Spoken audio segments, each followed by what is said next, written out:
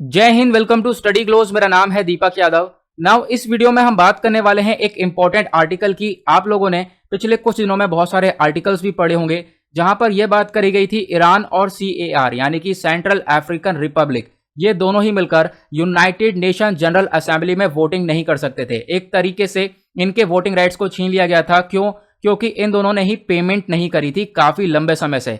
तो इस वीडियो में हम डिस्कस करेंगे ये पेमेंट का क्या चक्कर है, इंडिया भी पेमेंट करता है क्या इसके अंदर, और ये पेमेंट किस लिए दिया जाता है यूनाइटेड नेशन को, और अब जो ईरान को लेकर करंट न्यूज आ रही है वो क्या है। तो ये सारी चीजें हम लोग क्लियर करने वाले हैं इस वीडियो के अंदर। तो आप यहाँ पे देख पाओगे ये न्यूयॉर्क टाइम्स का आर्टिकल है, ये पिछले कुछ दिन पहले का आर्टिकल है जहां पर बात करी गई थी यूनाइटेड नेशन ने सस्पेंड कर दिए थे ईरान के वोटिंग राइट्स को। लेकिन यहाँ पे ये चीज मेंशन नहीं है, इसके साथ CAR यानी कि सेंट्रल अफ्रीकन रिपब्लिक के भी वोटिंग राइट्स को सस्पेंड किया गया था। और रीजन क्या था कि इन्होंने बहुत लंबे समय से पेमेंट नहीं करी थी यूनाइटेड नेशंस को। लेकिन अब करंट न्यूज क्या आ रही है कि ईरान ने वापस से रीगेन कर लिया है अपने UN वोटिंग राइट्स को। देख पाओगे आप, रॉयटर्स का आर्टिकल है। उसी तरीके से US न्यूज ने भी इस आर्टिकल को कवर किया है, Iran regains UN vote after US enables UN payment. तो डिस्कस करेंगे कैसी पेमेंट करी गई है और क्या क्या इंपॉर्टेंट चीजें हैं। बहुत सारे लोगों का ट्वीट है इसके रिगार्डिंग, बहुत सारे इश्यूज चल रहे हैं ईरान के अंदर, बहुत सारी बातें करने वाले हैं। लेकिन सबसे पहले हम लोग मैप को देखेंगे। तो ये है इंडिया का मैप, और इंडिया के कंपैरिजन में आपको ईरान यहां पर देखने को मिलेगा। तो इसी पर्टिकुलर रीजन की बात करी जा रही है। तो हमेशा की तरह स्टार्ट करेंगे कुछ बेसिक्स के साथ। सबसे पहले हम बात करेंगे ये UN जनरल असेंबली है क्या। तो ध्यान रखना, ये जो जनरल असेंबली है ये एक मेन बॉडी मानी जाती है यूनाइटेड नेशन की। और यूनाइटेड नेशन के कितने ऑर्गन्स हैं वो आपको मालूम ही होगा, 6 मेन ऑर्गन्स है। वो कौन कौन से हैं जरा नीचे कमेंट सेक्शन में टाइप करो। और उन्हीं में से एक मेन बॉडी आती है ये यूनाइटेड नेशन जनरल असेंबली, ठीक है। और ये एक पॉलिसी मेकिंग रिप्रेजेंटेटिव ऑर्गन है जैसा मैंने हम लोगों ने देखा। और इसके अंदर आपको 193 मेंबर स्टेट्स देखने को मिल जाएंगे UN के। अब पूछोगे यहाँ पे काम क्या होता है, तो मल्टीलेटरल डिस्कशन देखने को मिलता है इंटरनेशनल इश्यूज के ऊपर। साथ ही साथ जो पीस और सिक्योरिटी है उसको भी लेकर काफ़ी सारी चर्चा होती है। बहुत सारे कंट्रीज़ के प्राइम मिनिस्टर, प्रेसिडेंट, ये सभी लोग स्पीचेस देते हैं, आपको मालूम होगा। नाउ ये जो बिल्डिंग है यही है UN का हेडक्वार्टर्स, जो कि न्यूयॉर्क के अंदर आपको देखने को मिलेगा, ठीक है।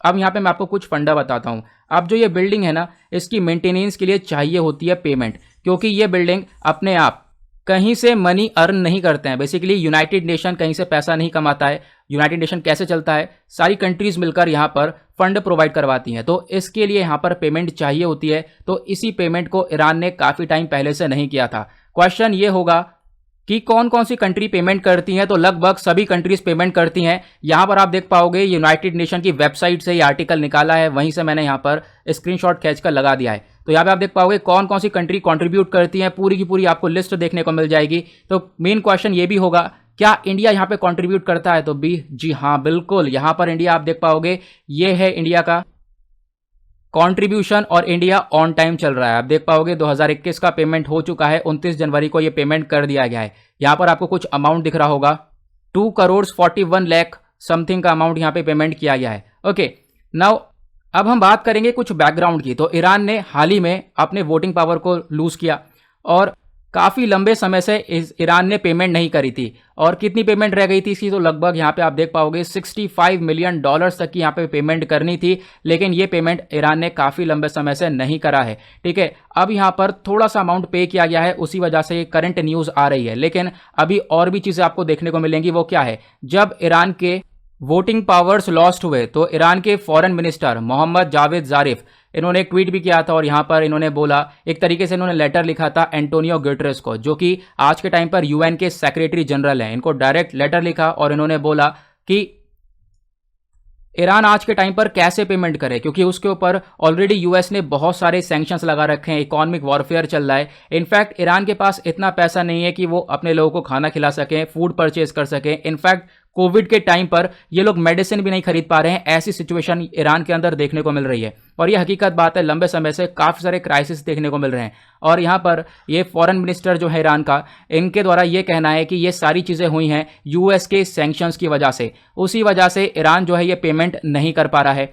एक तरीके से यहाँ पर ईरान सक्षम नहीं है ये पेमेंट करने के लिए। नाउ अब करंट न्यूज़ क्या है कि ईरान ने अपने वोटिंग पावर को वापस से रीगेन कर लिया है। वो कैसे किया है, तो यहां पर US ने इनेबल किया ईरान को कि वो अपना फ्रोजन फंड इस्तेमाल कर सकते हैं। नाउ ये फ्रोजन फंड क्या है, यानी कि कुछ पैसा ईरान का अटका हुआ है बहुत सारी कंट्रीज में। ये आगे चलते चलते आप लोगों को ये भी समझ में आ जाएगा। तो ये कुछ फ्रोजन फंड था साउथ कोरिया का, उसके थ्रू यहाँ पे पेमेंट करी गई है। तो ध्यान से सुनना, अभी पूरी पेमेंट नहीं हुई है, अभी सिर्फ और सिर्फ $16 मिलियन तक का यहाँ पे पेमेंट किया गया है। और ये जो फ्रोजन फंड है इसको हम लोग चलते चलते आगे डिस्कस करेंगे, तभी आपको अच्छे से समझ में आएगा, वरना यहाँ पे फ्लो भी खराब हो जाएगा। नाउ अब ईरान ने एक पेमेंट कर दी, एक मिनिमम पेमेंट कर दी है। अब ईरान यहाँ पे वोट करने लायक हो चुका है और ईरान ने अपनी एक स्टेटमेंट और दी है। इन्होंने बोला कि अभी भी हमारा लगभग $20 बिलियन तक का जो फंड है, एक तरीके से ऑयल रेवेन्यू है, ठीक है, यानी कि इनका जो पैसा है वो अटका पड़ा है। जैसे कि साउथ कोरिया के अंदर, इराक में, चाइना में लगभग 2018 से ये पैसा अटका हुआ है। क्यों? क्योंकि आपको मालूम होगा यूएस के president, former president Donald Trump, इन्होंने बहुत सारे सैंक्शंस लगा दिए थे ईरान के ऊपर और ईरान ट्रेड करने लायक नहीं रहा था। इनफैक्ट इंडिया के साथ ईरान का ट्रेड काफ़ी ज़्यादा खराब हुआ और इन सब की वजह से ईरान के अंदर ये सारी प्रॉब्लम्स देखने को मिली हैं। और उसी को देखते हुए जो ईरान के यूएन एम्बेसडर हैं, तो आपको मालूम होगा जैसे यूनाइटेड नेशन ये बॉडी है, हर कंट्री का कोई ना कोई एम्बेसडर होगा। तो ईरान का जो यूएन एम्बेसडर है माजिद तख्त रवांची, इन्होंने भी एक ट्वीट करा था। इनका पिक्चर आप लोग यहाँ पर देख पाओगे और इन्होंने कल ये ट्वीट किया है, 11 जून कल थी, तो कल इनका ट्वीट किया गया, काफी ज्यादा कवर किया गया है न्यूज़पेपर्स के अंदर। देखो ट्वीट किया है, illegal US sanctions have not just deprived our people of medicine, they have also prevented Iran from paying our dues in arrears to the UN. Simple शब्दों में क्या है यहाँ, जो कि मैंने अभी आप लोगों को बताया था कि जो यूएस के सैंक्शंस हैं आज के टाइम पर ईरान के ऊपर, उससे आज के टाइम पर ईरान पर बहुत सारी प्रॉब्लम्स हैं। इनफैक्ट वो लोग मेडिसिन वगैरह भी नहीं ले पा रहे हैं, ऐसी प्रॉब्लम्स देखने को मिल रही है। साथ ही साथ इन्होंने बोला जितने भी ये इनह्यूमेन सैंक्शंस हैं वो सब हटने चाहिए अब, क्योंकि अब थोड़ी बहुत पेमेंट हो चुकी है।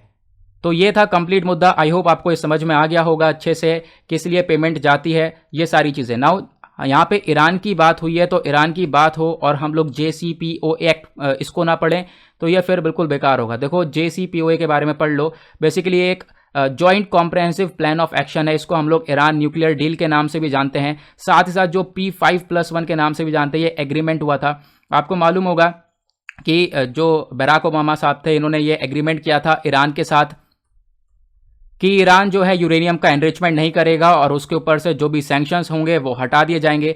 ऐसी सिचुएशन चल रही थी, ये डील हो चुकी थी कंप्लीट। लेकिन यूएस प्रेसिडेंट जब डोनाल्ड ट्रंप चूज होकर आए तो फिर इन्होंने क्या करा, यूएस को इस डील से बाहर निकाल दिया था और उसके बाद ईरान के ऊपर बहुत सारे सैंक्शंस लगा दिए थे। तब से ही ईरान के अंदर काफ़ी सारी प्रॉब्लम्स देखने को मिल रही हैं। तो इस डील के बारे में ध्यान रखना। नाउ अब जो बाइडन आ चुके हैं तो जो बाइडन की कोशिश भी यही है कि इस डील के अंदर वापस से एक तरीके से आया जाए, वापस से यूएस और ईरान के बीच में ये डील कंप्लीट हो। तो इसके बारे में चर्चा चली रही, आने वाले टाइम पे हो सकता है हम लोग को ये डील भी कंप्लीट होती हुई नजर आए। ओके, आई होप आप लोगों को सारी चीज़ें क्रिस्टल क्लियर हो गई होंगी ना। इसी के साथ एंड करते हैं। लेकिन अगर आप लोग को कोई भी प्रॉब्लम्स होती है अपने यूपीएससी एग्जाम से रिलेटेड तो जाकर मुझे इंस्टाग्राम पर फॉलो कर लेना। यह है मेरी आईडी दीपक यादव एजुकेशन। साथ ही साथ स्टडी क्लोज का ऐप लॉन्च हो चुका है, नीचे डिस्क्रिप्शन बॉक्स में लिंक है, जाकर उसको भी डाउनलोड कर लेना। और करते हैं वीडियो को समाप्त, मिलते हैं आप लोगों से नेक्स्ट वीडियो में। आज के लिए bye bye, have a nice day and जय हिंद।